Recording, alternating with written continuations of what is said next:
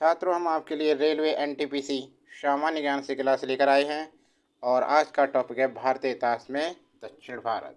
ये तीसरी क्लास है और इससे पहली क्लास देखने के लिए चैनल की प्लेलिस्ट में जाएं, वहां पर देख सकते हैं। प्लेलिस्ट बनी हुई है रेलवे एनटीपीसी की। और अभी तक ऐसे छात्र जो पहली बार आए हैं, चैनल को सब्सक्राइब नहीं कर रखा है, तो वीडियो पर आगे बढ़ने से पहले चैनल को सब्सक्राइब कर लें, ज़्यादा से ज़्यादा शेयर करें, बेल आइकन दबाएं। देखिए पहला सवाल, पल्लव वंश के कौन से राजा संस्कृत नाटक भी लिखा करते थे? पल्लव वंश के कौन से राजा संस्कृत नाटक भी लिखा करते थे? राजा चोल, महेंद्र वर्मन फर्स्ट, राजसिम्हा, विक्रमादित्य। तो देखिए,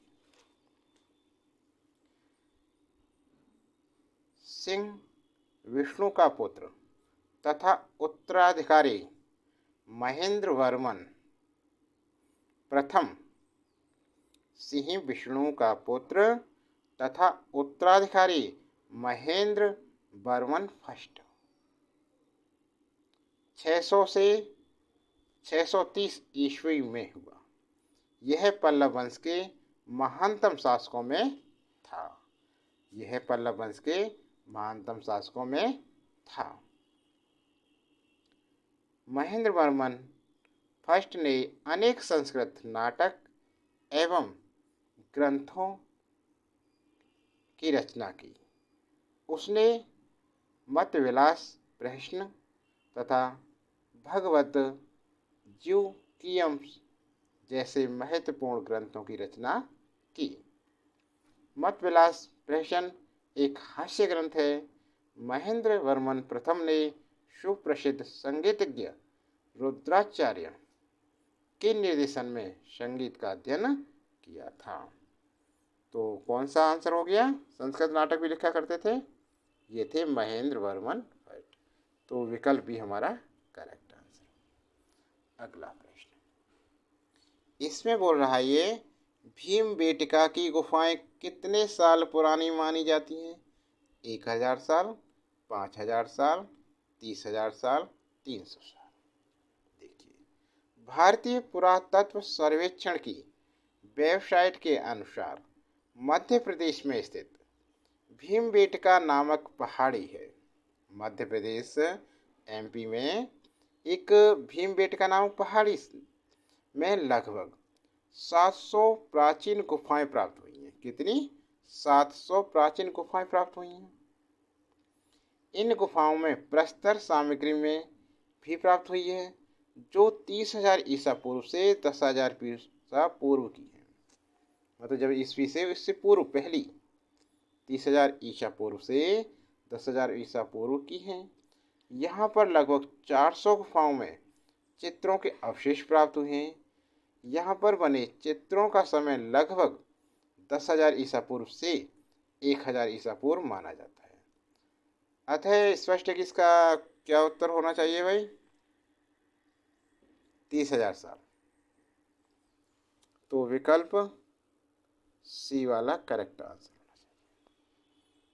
अब प्रश्न देखिए, अब इसमें कह रहा है चोल राजवंश के अंतिम शासक कौन थे? राजा राम चोल तृतीय, राजेंद्र चोल तृतीय, विजयालय चोल और कोलू थुंगा चोल तृतीय। देखिए, तो चोल राजवंश के अंतिम शासक कौन थे? विकल्प बी करेक्ट है इसका, राजेंद्र चोल तृतीय। कौन थे? राजेंद्र चोल तृतीय। राजेंद्र चोल तृतीय चोल वंश का अंतिम शासक था। उसने चोल शक्ति का पुनरुद्धार करने का प्रयास किया। उसने पांड्यों पर आक्रमण कर सुंदर पांड्य द्वितीय को पराजित किया, परंतु चाणक्य नरेश सोमेश्वर तृतीय ने पांड्यों का साथ दिया, जिसमें राजेंद्र के प्रयास सफल न हो सके।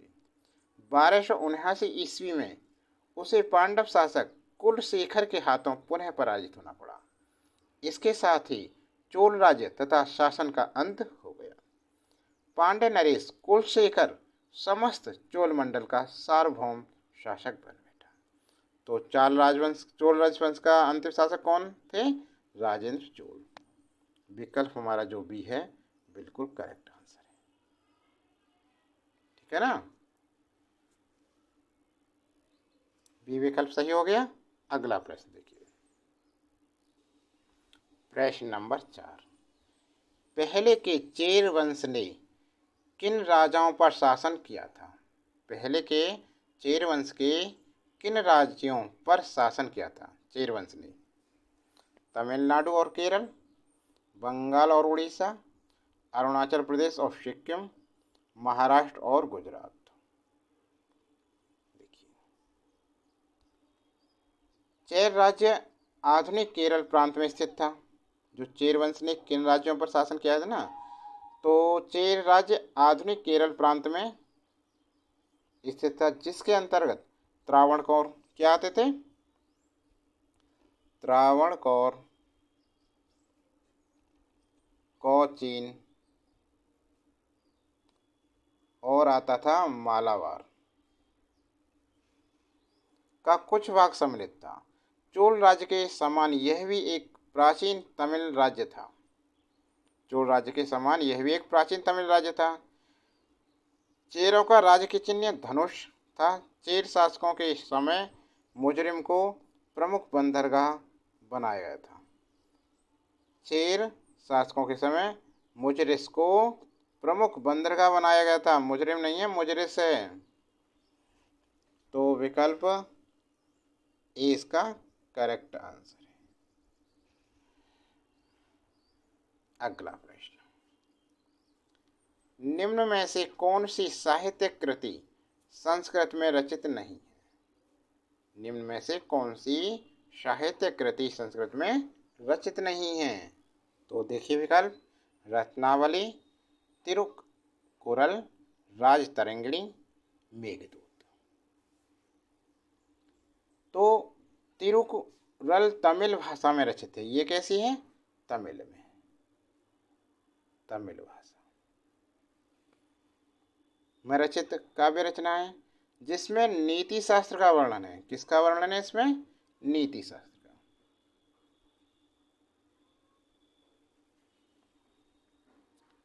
इसके रचयिता तिरुवल्लुर हैं। रचयिता कौन है इसके? तिरुवल्लुर। तिरुवल्लुर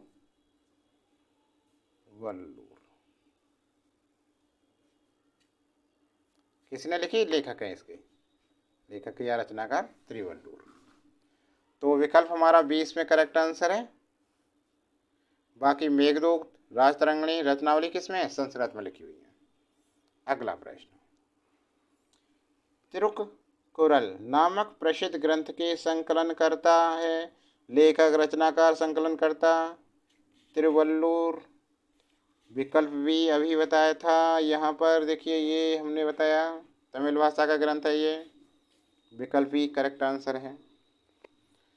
तिरुकुरल तमिल भाषा में रचित काव्य रचना है, जिसमें नीति शास्त्र का वर्णन है। इसके रचयिता तिरुवल्लुर है। इसे तमिल साहित्य का एक आधारभूत ग्रंथ माना जाता है।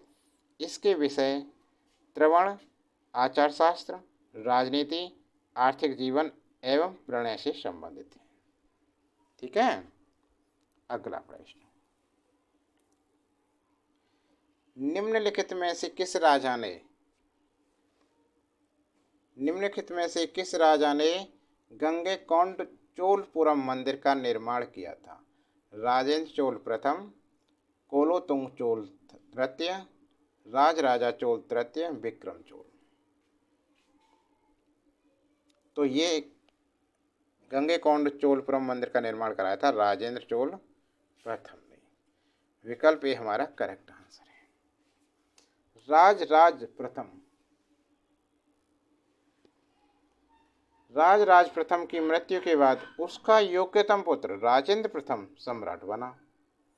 1017 ईस्वी में उसने संपूर्ण सिंहल द्वीप श्रीलंका को जीत लिया तथा वह सिंहल राजा महेंद्र पंचम को बंदी बनाकर चोल राज्य में लाया। उसने पवित्र गंगा जल लाने के उद्देश्य से उत्तर पूर्वी भारत गंगा घाटी पर आक्रमण किया तथा पाल शासकीय महिपाल को पराजित किया। इस विजय के उपलक्ष्य में इस विजय के उपलक्ष्य में उसने गंगैकोंड की उपाधि ग्रहण की तथा गंगैकोंड चोलपुरम नामक नई राजधानी की स्थापना की। यहाँ पर उसने चोलगंगम नामक तालाब भी खुदवाया था। ठीक है ना। तो छात्रों, ये क्लास कैसी लगी आपके लिए? क्लास अच्छी लगी हो तो लाइक कीजिए और कमेंट बॉक्स में अपने सुझाव लिखिए। और अभी तक चैनल को सब्सक्राइब नहीं किया है तो सबसे पहले एजुकेशन के इस चैनल को ज़रूर सब्सक्राइब करें। और सभी यूपीएससी रेलवे की सभी क्लासें और यूपीएससी की क्लासें, एसएससी की क्लासें देखने के लिए चैनल की प्लेलिस्ट में जाएँ। वहाँ पर सभी क्लासें दे रखी हैं, बाकायदा अलग अलग प्लेलिस्ट बनी है, वहाँ पर अन्य क्लासें देख सकते हैं।